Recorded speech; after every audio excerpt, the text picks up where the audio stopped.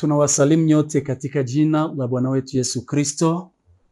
Tunayo furaha ya kuwafahamisha ya kwamba hii leo tumefungua mtandao wa YouTube uitwao Apotre Emma. Apotre Emma TV ni mtandao mpya ambao umefunguliwa leo.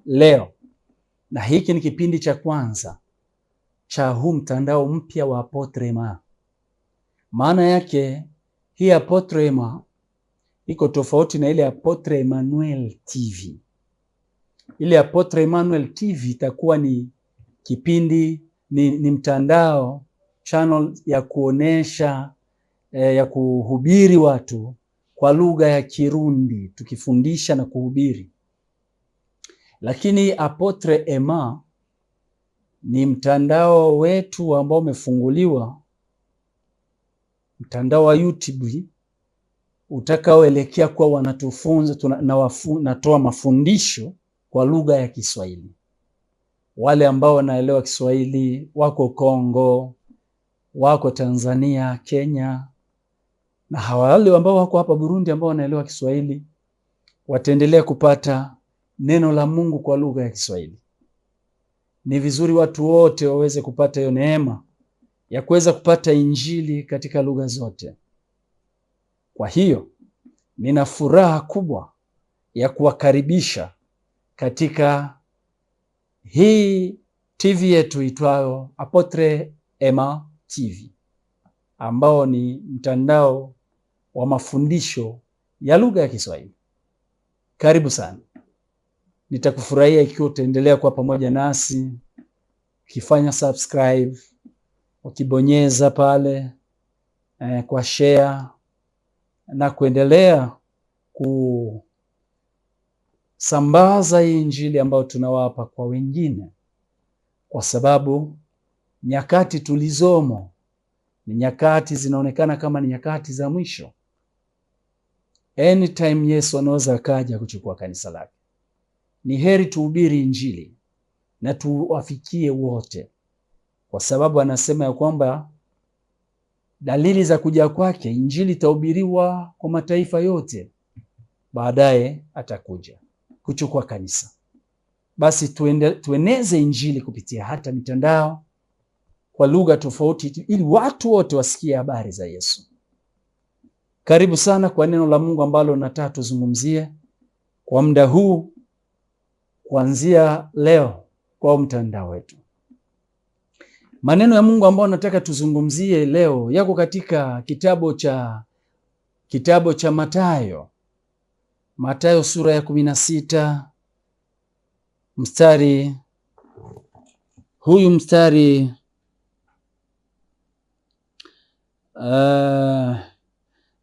17.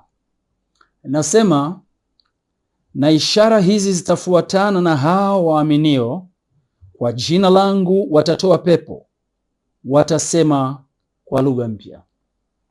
Haya maneno ni maneno ya Mungu ambayo nataka tuzungumzie kwa siku ya leo kama mafundisho ya kwanza kwenye TV yetu ya Apotre Emma.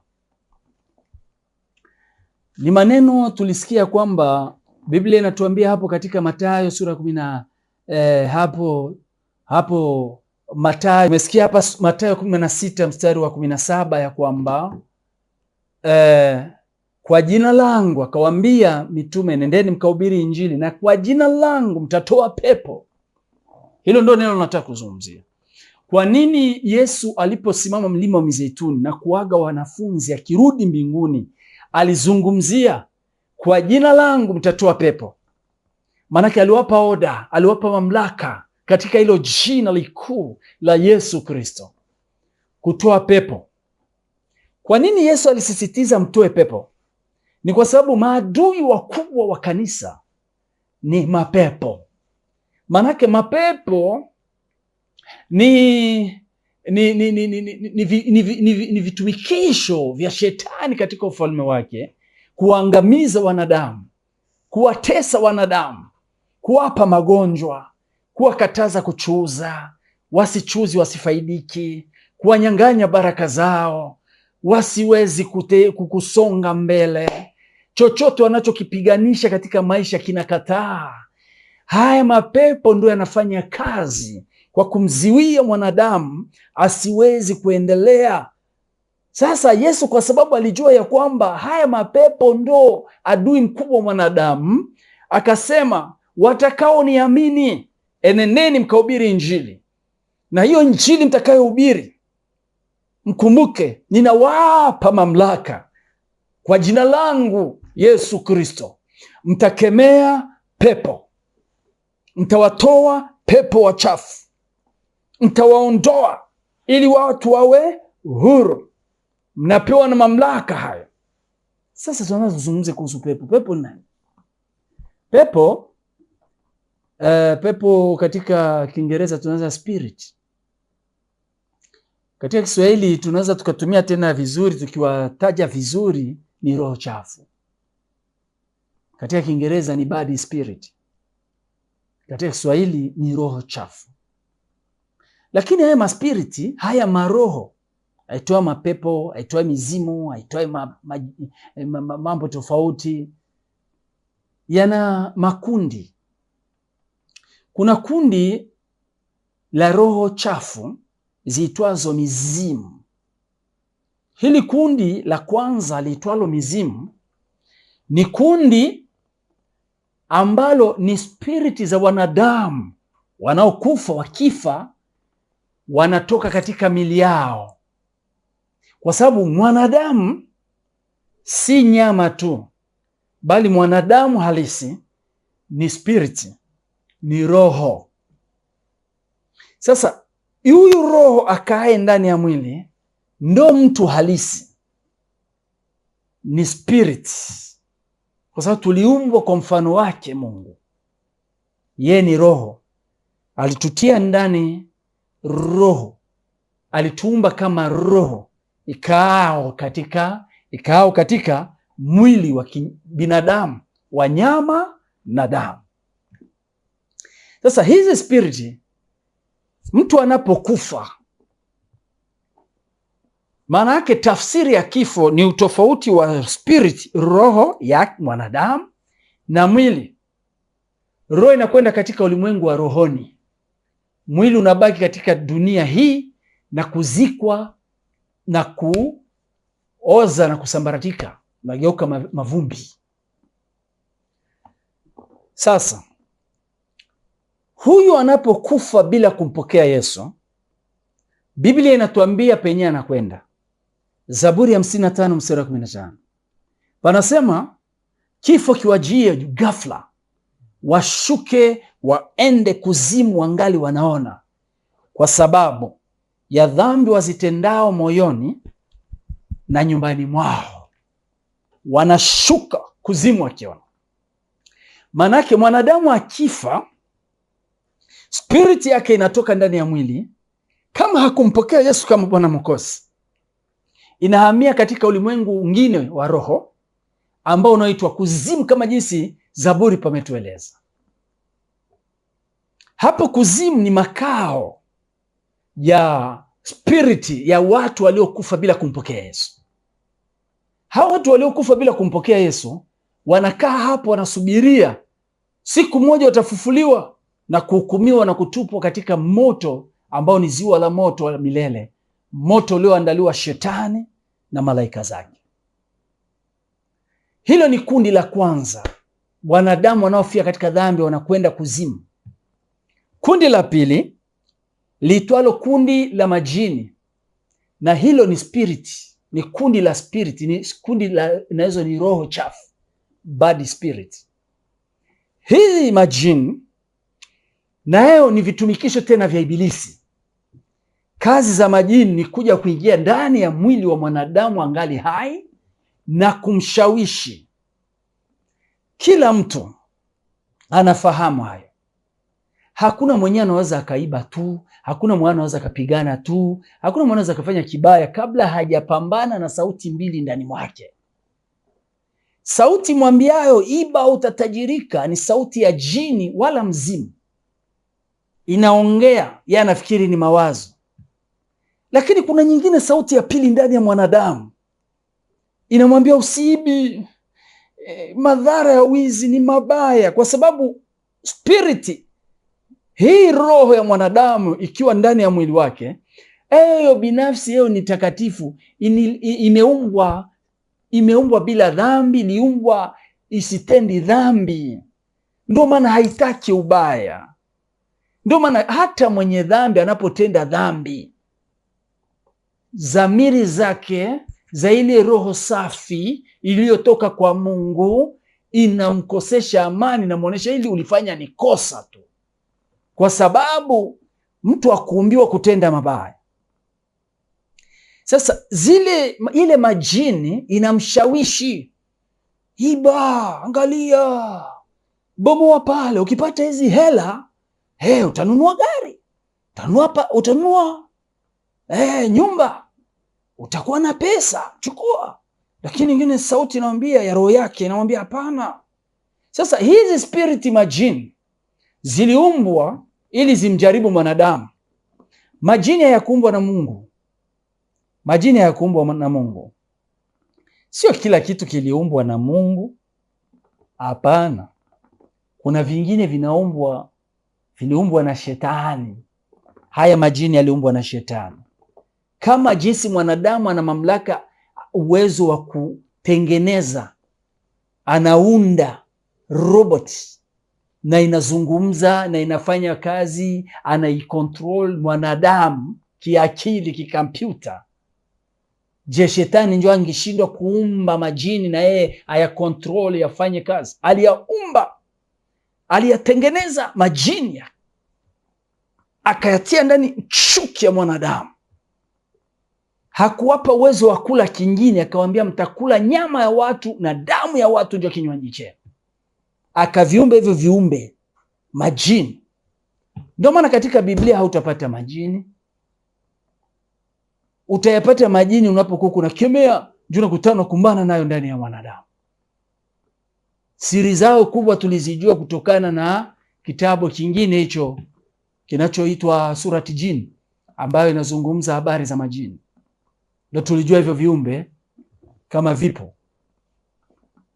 Mmoja wanasema pana majini mazuri na pana majini mabaya, lakini kila jini ni mbaya. Hakuna kiumbe cha Lucifer ama kilichotengenezwa na Lucifer kwa faida zake ambacho ni kizuri na kibaya. Vyote ni vibaya. Ndio maana majini yanaitwa viumbe vya Lucifer. Hivyo tulienda tunapata siri zake baada ya kukemea mapepo, kukumbana na majini, wakina Maimuna, wakina jini Zinduna, wakina jini Shumileta, wakina majini tofauti ambao nilienda napambana nao, nikikemea ndani ya watu, nikizungumza naye, unaona, nikafahamu mambo mengi ya kwamba majini ni viumbe vya Lucifer na vinajisifu kujiita hivyo, viumbe vya Lucifer. Hivyo vilitengenezwa na Lucifer just kuingia ndani ya mwanadamu na kumtesa. Viko kama maroboti. Majini kama maroboti, manake vimeandaliwa, vinafanya vitu vyenye vimeandaliwa. Kumkataa mwanadamu, kumdanganya, lakini lengo kumfanyia mabaya, kumla, kumnywa damu, kutesa mwanadamu. Ndo aliumba, ndo vinajaribu. Na watu wengi wanaishi na majini. Vinakuja vinajifanya bwana zao, vinajifanya wabibi zao, vinajifanya vitawapa mautajiri, tupatie, tutakupa utajiri, lakini utupe mtoto, umtoe kama sadaka, tutakupa utajiri, lakini utupatie damu ya mtu fulani katika familia yako. Yani hayo majini ni spiriti ambazo zilizoumbwa, zilitengenezwa na Lucifer ili zije kumshawishi mwanadamu. Anapokubaliana naye, basi anaenda mbali na Mungu, anaanza kufanya mapenzi ya Ibilisi. Ndio maana watu wote wanaokuwa na ushirika na majini ni maadui wa Mungu, ni maadui wa Yesu Kristo. Hao ni maadui wakubwa, kwa sababu hawafanyi mapenzi ya Mungu, wanafanya mapenzi ya Ibilisi. Na hayo majini yana mamlaka kumjizirishia mwanadamu na kuongea naye. Kuna watu wanaishi na majini nyumbani, kuna watu wanafanya kazi na majini, kuna watu wanaongea na majini, kuna watu wanafanya vitu tofauti na majini. Walifanya mkataba na majini, umaliziaji wao ni kuzimu. Hiyo ni kundi la pili la spirit, bad spirit zinazofanya kazi kwa kumdanganya mwanadamu ili aendelee kuwa mbali na Mungu na kwenda upande wa shetani ibilisi. Kundi la tatu ni la wale wanaoitwa wa malaika walioshushwa. Biblia inasema kwamba Lucifer mbinguni alikuwa na cheo kikuu na alionekana kama mtu mwenye heshima. Alipewa na Mungu nguvu na mamlaka na ukubwa na uzuri na kila kitu. Alikuwa juu ya malaika zote. Lakini alipoona heshima aliyopewa na Mungu hakutosheka. Akataka hata heshima ya Mungu. Mungu akampiga, akamshusha, na alikuwa alishawishi sehemu ya tatu ya malaika wakashushwa naye. Hawakwenda kuzimu, walibaki katika anga liitwalo lingine, mbingu yao. Katika Waefeso sura ya 6 panatueleza, Paulo anasema, kwa sababu wale tunaopambana nao sio juu ya nyama na damu, bali tunapambana na wakuu na wenye mamlaka, ni roho chafu za mahali pa juu huko mbinguni, ndizo zinazotawala ulimwengu huu wa giza. Waliposhushwa walishika kwenye mbingu yao, sio ile mbingu ya Mungu, kwa sababu Paulo ndo alizihirisha katika Wakorinto, akasema ninajua. Alipaishwa mpaka akaenda kwa mbingu ya tatu, akasema nikafika kwenye mbingu ya tatu, nikasikia yale ambao mwanadamu hana uwezo wa kuyatafsiri, nikayaona mambo ambayo mwanadamu hana uwezo wa kuyaeleza. Hiyo ni mbingu ya tatu. Manake mbingu ziko nyingi, hatujui hiyo mbingu sasa ya shetani na malaika zake walioshushwa, hatujui ni mbingu ya ipi. Biblia haikutoa mwanga, lakini katika Waefeso anasema iko mahali pa juu pa mbingu zao. Katika lugha ya Kirundi anasema ahantu ho mwijuru. Katika Waefeso sura 6 ndo penye anakaa. Sasa huyo nao malaika zake ndo wanatawala dunia hii ya giza, ndo wanaleta maarifa ya ajabu ajabu. Sijui kama mnaona akili ya vitu ambavyo vinaitwa ni technology, maendeleo ya akili ya mambo yanayozidia akili ya kibinadamu. Vitu vyote utaviona hapa duniani ambavyo ni ziada, viko nje ya uwezo wa akili ya mwanadamu, vikiwa ni zaidi.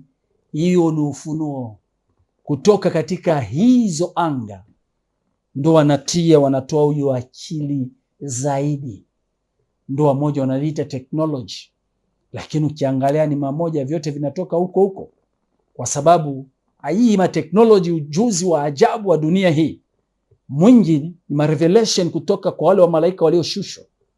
Marekani na Ulaya waliwaita eti the aliens, eti viumbe vya juu, ndo vilifunulia akili, maarifa mababu zetu, wakapata elimu kubwa, wakafunua ma-TV, wakafunua magari, wakafunua mandege.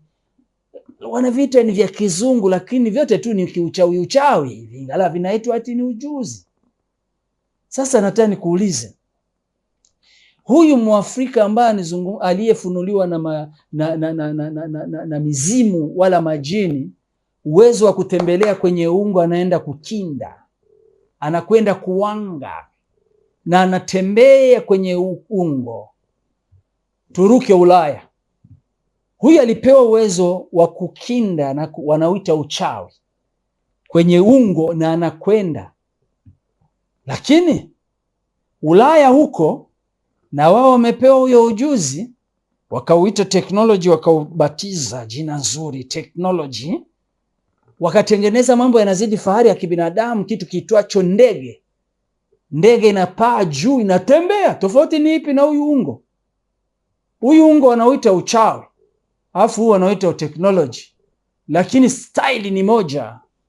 Ni kwa sababu wamoja walifunuliwa na mizimu wadogo, wengine wakafunuliwa na vile vimalaika ambavyo vinaitwa the aliens, wakapewa ujuzi wenyewe nje ya akili ya binadamu.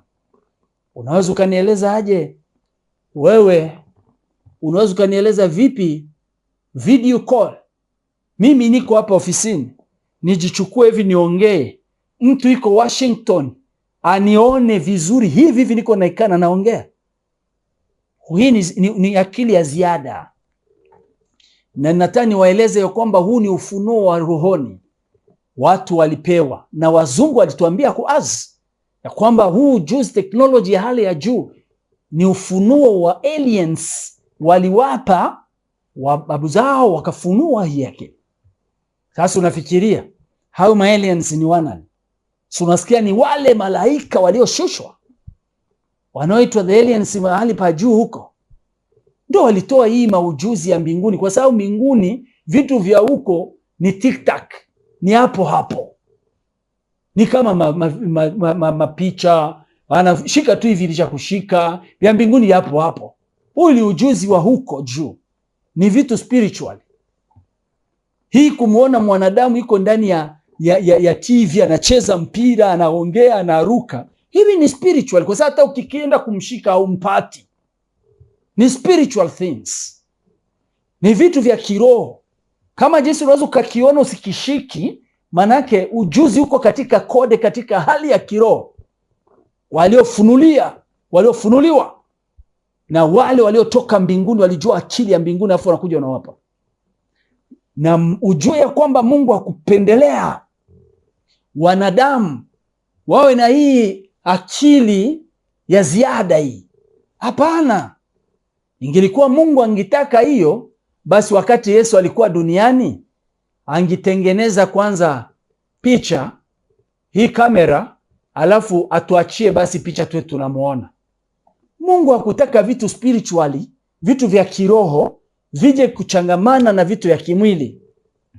Kuna masababu na kuna madhara yake. Ndio maana utaona watu wanakaa hapo, wanajikalia tu hapo, wanasema eti maendeleo, lakini maendeleo yenye yana madhara makubwa. Yana madhara makubwa. Maendeleo yenye yana madhara makubwa. Unaona hii simu? Hii simu wakati huu watu wengi miaka 40, 50 macho yanakuwa yameshaharibika kwa sababu ya simu tu. Naharibu macho hii. Wazee wa kale hawakuwa na simu na walizeeka wakiona mpaka muuzee wao. Na maendeleo. Kuna vitu vingi vyenyewe utaweza kuona. Zamani mtu alikuwa anaweza hata akafanya harusi, hajawahi kuona maumbile ya mwanamke, ama mwanamke hajaona maumbile ya mwanaume.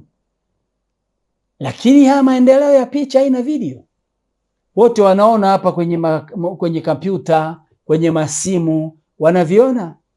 Vinaharibu ule utamu wa ndoa, kwa sababu hicho kilikuwa ni siri, na kinakuwa kizuri sana kinapofanywa katika faraga kama kitu kipya.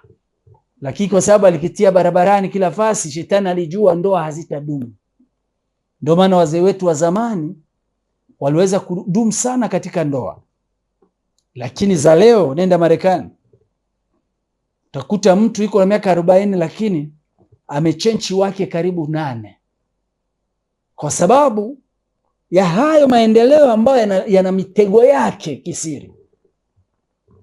Ndio maana usifikiri Mungu alikataa kumpa Ibrahim hekima ya kufungua gari, ampe elimu ya kutengeneza gari, iwe inamtoa kule Uri Mesopotamia, alafu Uri Ukaludaya imbebe kule Kanani. Alienda vile alienda bila kwa miguu yake, alienda huko na ngombe zake wanaenda.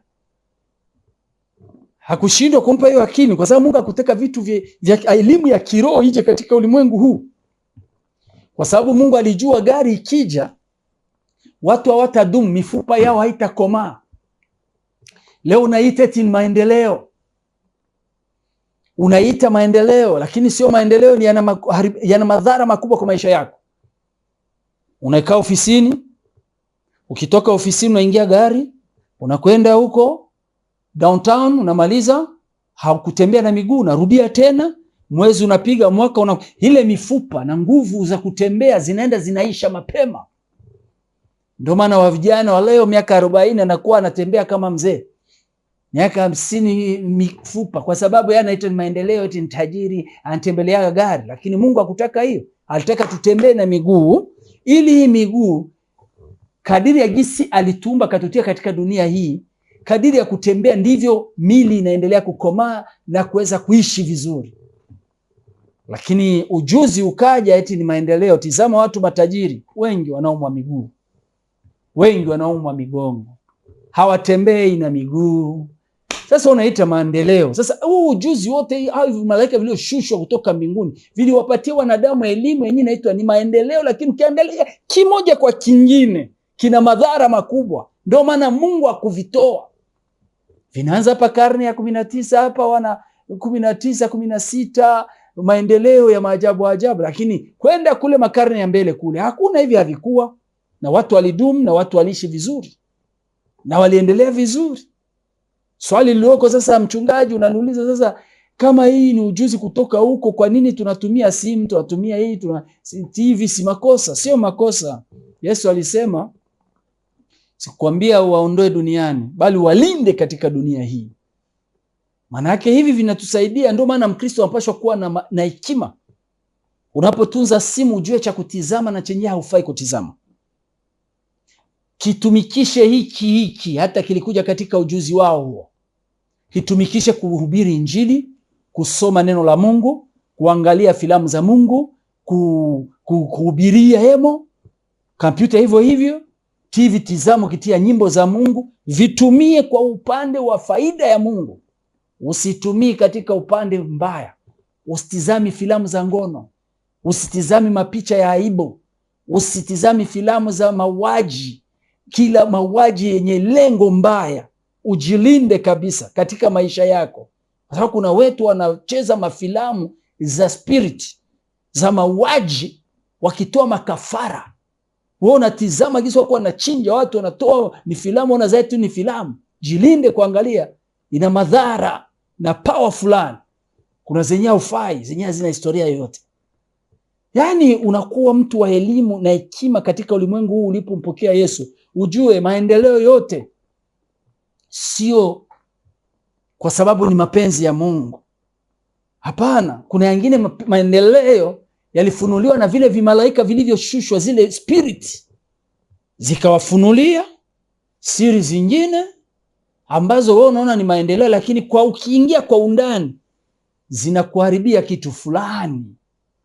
Sasa hizi spiriti zote, hizi kundi zote nilizokuambia, hao malaika, hayo majini, hayo mizimu, Yesu aliwajua. Akasema, ninawapa mamlaka, mtakemea hizo roho kwa jina langu. Alitupa mamlaka, alitupa uwezo wa kuwakemea na kuwashinda. Katika jina la Yesu tuna uwezo wa kuwashinda. Pamoja na maendeleo yao tunalazimika kufunguka macho. Wanajaribu kutushambulia pande zote. Usiku wachawi wanakuja, spiriti zao wanatumika na majini.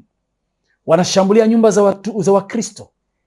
Wanaharibu biashara vya watu. Wanatia magonjwa ndani ya mwanadamu. Lakini habari njema ninakuletea ni hii. Pamoja na ujuzi wao, pamoja na ujanja wao, pamoja na mambo yao, makorokoro yao, vyote Yesu alisema, ninawapa mamlaka juu ya hizo roho. Katika jina langu mtawakemea na mtawashinda. Simama kwa imani. Omba, anza kujua kuomba. Hizi spiriti tunazishinda kwa kuomba. Unapoingia chumbani mwako, omba, abudu. Sema, katika jina la Yesu ninafungua biashara yangu. Katika jina la Yesu, kila pepo aliyeziwia biashara yangu na wachie kwa moto. Akiwa ni jini, akiwa ni mzimu, akiwa ni malaika wa giza, fire, unaachilia moto. Nasema, nafungua biashara yangu katika jina la Yesu Kristo. Nafunga pepo aliyeniziwilia safari zangu, visa ije katika jina la Yesu Kristo. Ninafungua kila kitu kilichofungwa. Kazi yangu ifunguliwe, pesa zije, zifahamu adresi ya mikono yangu katika jina la Yesu. Naachilia moto, enyi majini, enyi mizimu, enyi malaika wa giza. Yesu alitupa mamlaka kwa jina lake kuwashinda. Shindwa katika jina la Yesu. Kemea magonjwa, sambaratisha mamlaka yao. Estalasio za magonjwa kutoka kwa majini na mizimu, choma katika jina la Yesu Kristo aliye hai. Unaposema katika jina la Yesu, hii mizimu tunachoma, majini tunayachoma, malaika wa giza tunawachoma. wewe kuwa mwenye maarifa ya kujua kuomba na kutumia lugha hiyo ya kuwachoma hao maspiriti. Kazi zao ni kukuangamizia maisha. Haukuumbiwa uwe maskini, haukuumbiwa usitembei mataifa, haukuumbiwa upange tu, wewe kupanga tu, haukuumbiwa kukosa pesa, haukuumbiwa kukosa kazi, haukuumbiwa kukosa mavazi, haukuumbiwa kukosa chakula. Hapana, hivyo vyote ni installation za hizo spirit, bad spirit, hizo roho chafu ambazo Yesu alisema ninawapa mamlaka juu yao. Jifunze kuomba na kukemea hao majini. Jifunze kuomba na kukemea mizimu. Jifunze kubomoa nguvu za malaika wa giza. Unapoomba vinafanyika. Ukisema na kufunga, anafungwa. Ukisema na moto, moto unawawakia. Tatizo ni kwa sababu wewe huoni. Unapowachoma wanachomeka, lakini hauwaoni kwa sababu uko katika roho, lakini yamefanyika. Fungua kazi yako, itafunguka. Vitu wanavyofunga vichome, haribu, teketeza. Tumepewa mamlaka katika jina la Yesu ya kuharibu na kuteketeza na kuangamiza nguvu zao. Jua hiyo siri, sambaratisha moto pande zote, fungua vitu vyako, achilia moto, funga nguvu za wachawi, haribu nguvu za majini, teketeza mamlaka ya mapepo, malaika wa giza, moto, angamiza. Tamka maneno ya ushindi katika jina la Yesu. Tumepewa mamlaka ya kushinda hizo roho kupitia hili jina la Yesu Kristo aliye hai. Uliyesikia hili neno na kuhitajia kuanzia leo ujifunze kuomba na kukemea na kuharibu hizo roho chafu ili mambo yako yaongoke. Bwana Yesu akubariki. We want it to see,